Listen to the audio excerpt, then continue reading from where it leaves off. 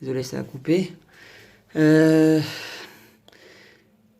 on a dit il y a quelques instants, malgré toutes les fois où nous avions été maltraités, nous avons été spoliés, on a eu tous les problèmes du monde, la mitzvah de Maître Netziot est là pour nous rappeler qu'Hachem ne nous a jamais abandonnés.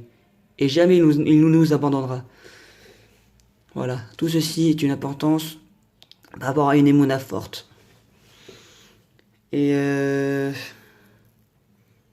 c'est important de mentionner ça pour permettre à des personnes de comprendre pourquoi Hachem a tellement insisté pour nous faire sortir, pour nous amener, pour nous avoir fait sortir d'Égypte, ne pas mettre de Metziot, de mettre Metziot avant l'entrée en Israël, parce que justement, comme il savait qu'on allait partir en galoute très récemment, enfin, qu'on allait partir en galoute très prochainement, il nous a donné certaines petites mitzvot comme une certaine prévention avant les prochains exils. Comme ça, on aura juste, si on les met, ou on se rappelle que certaines personnes de notre famille, même très éloignées, les mettaient, peut-être que cela pourra faire un travail sur soi, nous permettre de les mettre afin de nous ramener pleinement à notre travail quotidien vers la Avodat Hashem.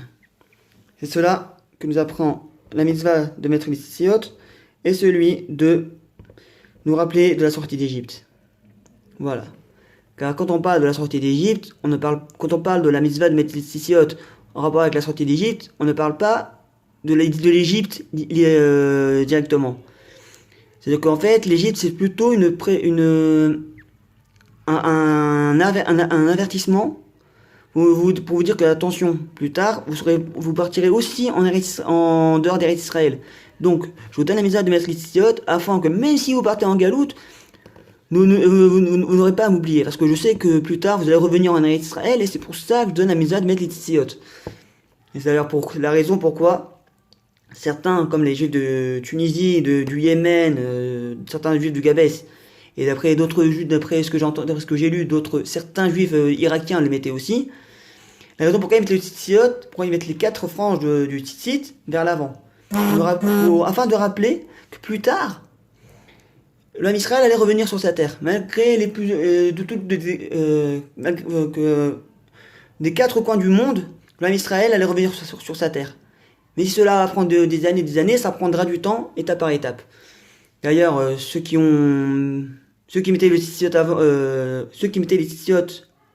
comme ça, quand on parle des juifs, des juifs amoréens, donc des Amoraïm qui vivaient à Jérusalem à l'époque, ils sont pas sortis d'Eretz Israël, et donc ils ont mis ces tzitzit afin de nous rappeler que plus tard nous allons revenir.